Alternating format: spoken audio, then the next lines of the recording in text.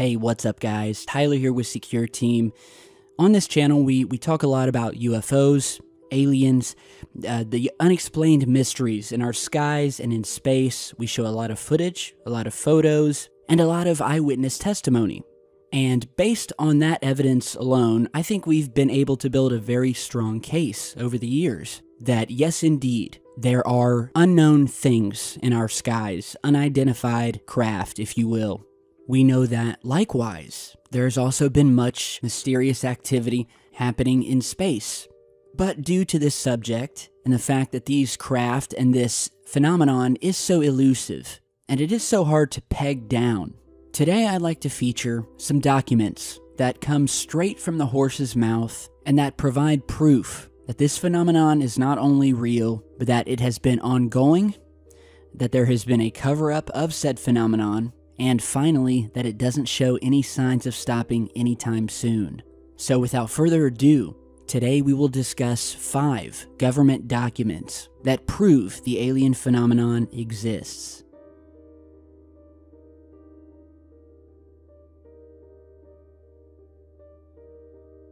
For good reason, this is one of the most important UFO documents we have. On September 23, 1947, right at the beginning of the so-called modern UFO era, General Nathan Twining, head of the U.S. Air Materiel Command, or AMC, wrote a classified letter to Air Force General George Shulgin regarding the, quote, flying discs. He said the objects were real and not visionary or fictitious. They may possibly be natural phenomena, he wrote, such as meteors.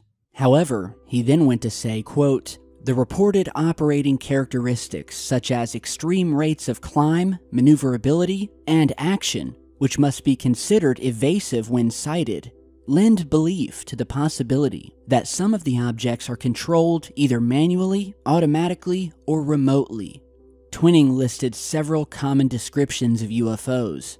They generally were silent, had a metallic or light reflecting surface, were circular or elliptical in shape, and often flat on the bottom. Many descriptions indicated a dome on top. Several reports indicated they flew in formation. Quite specific information indeed. UFO skeptics have pointed to Twining's statement that no wreckage of a flying disc had been recovered, and it's true that he was probably in a good position to know. However, what we don't know is whether Twining would have been able to tell Shulgin about a UFO crash if indeed such a thing had happened. Simply put, if Shulgin lacked a need to know, Twining could not have told him. On the other hand, Twining did state that UFOs were not secret American craft. This came as a surprise to General Shulgin, who expected to learn that there was nothing to the affair, and that everything was under control. Looking back more than 50 years, the idea of the military at that time having some sort of secret craft has pretty much fell to the wayside. There is simply no credible evidence that the US had any craft like this in 1947, experimental or otherwise, that could duplicate the reported maneuvers of these flying saucers.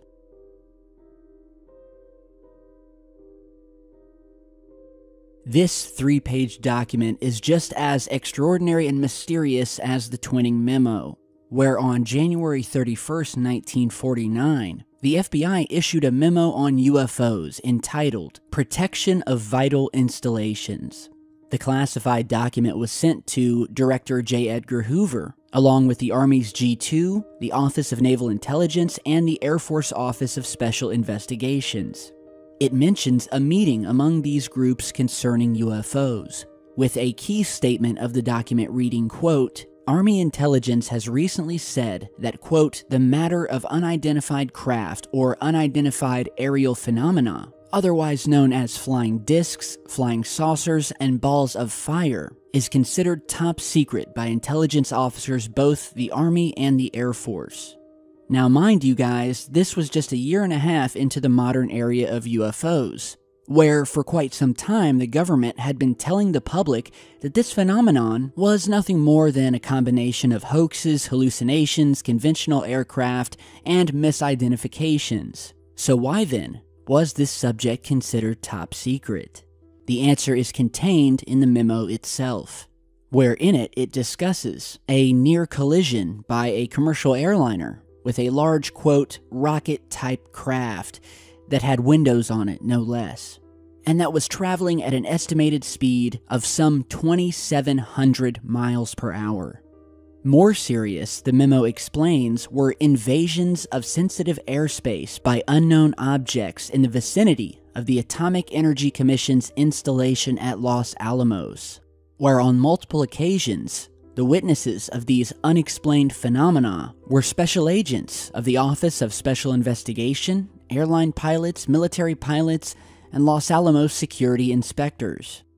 The memo goes on to explain that, quote, recent observations have indicated that the unidentified phenomena travel at a rate of speed estimated at a minimum of 3 miles per second and a maximum of 12 miles per second, or a mean calculated speed of 7.5 miles per second or 27,000 miles per hour. The memo then refers to, quote, scientific reasons why the objects could not have been meteorites.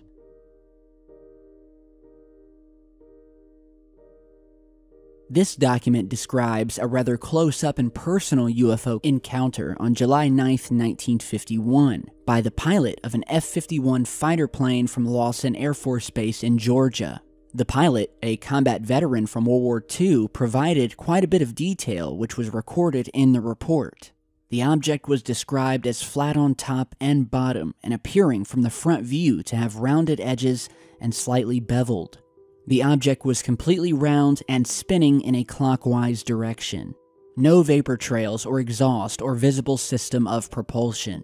Described as traveling at a tremendous speed. Pilot states object was 300 to 400 feet from the plane and appeared to be 10 to 15 feet in diameter. Pilot states he felt a disturbance in the air described as a bump when the object passed under the plane. Pilot is considered by associates to be highly reliable, of mature judgment, and a credible observer.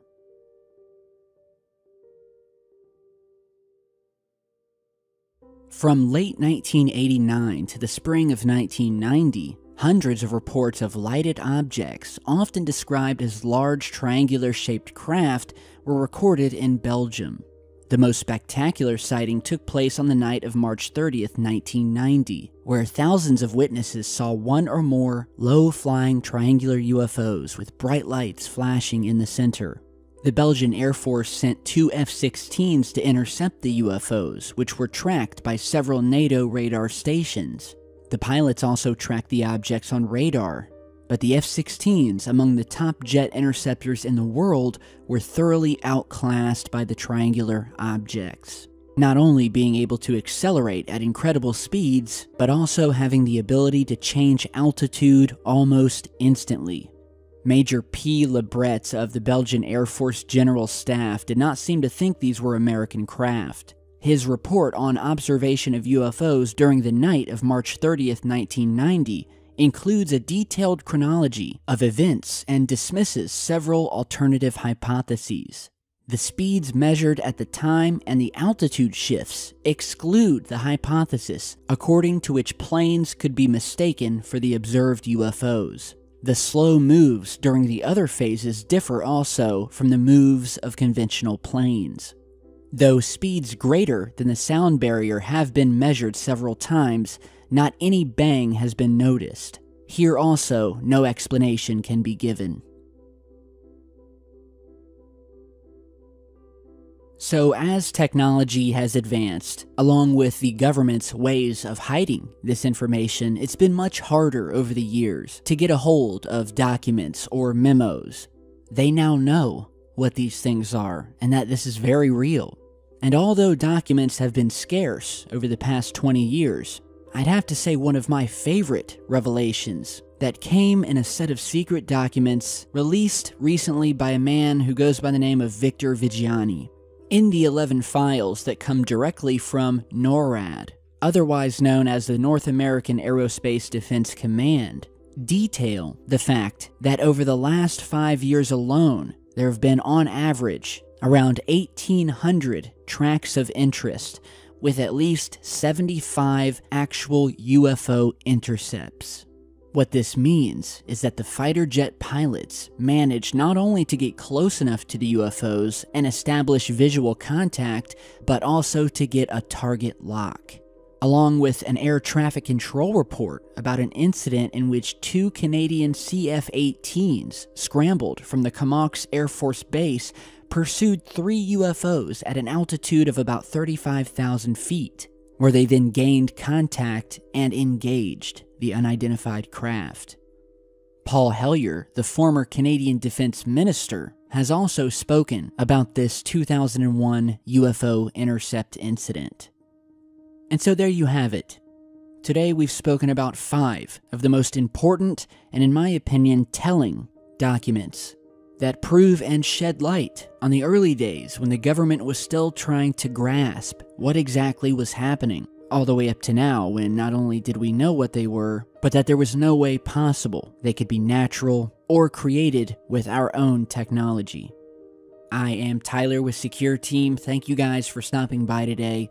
Let me know what you think down below, and stay tuned for a future video where we will be documenting 5 more of these once classified documents that once again further prove that all of this research we've been doing on this channel is not in vain, and that we are definitely on the right track. Stay safe, guys.